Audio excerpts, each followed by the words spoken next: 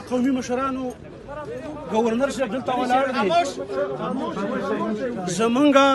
د قربانیانو سلسله څنګه چې زمونږ پلرونه کړي دا زمونږ نیکونه کړي دا زمونږ مشرانو کړي دا خو مونږ نور ستړي شو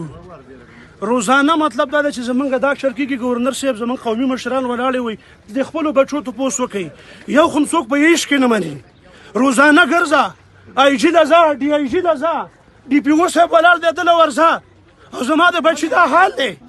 چې زما د تپوس ځای نشته ما څوک په هېڅ کې نه شماري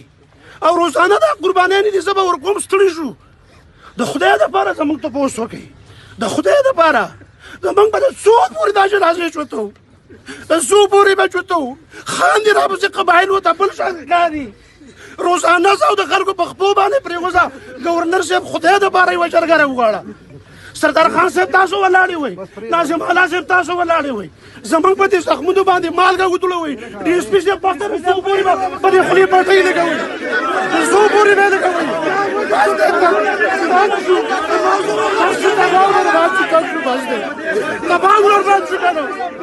د غرغم د خلکو سره شته او زما د شهیدان نشته په دې سلامۍ باندې زما څه وکړم سوال ته کوم بس دی سوال ته کوم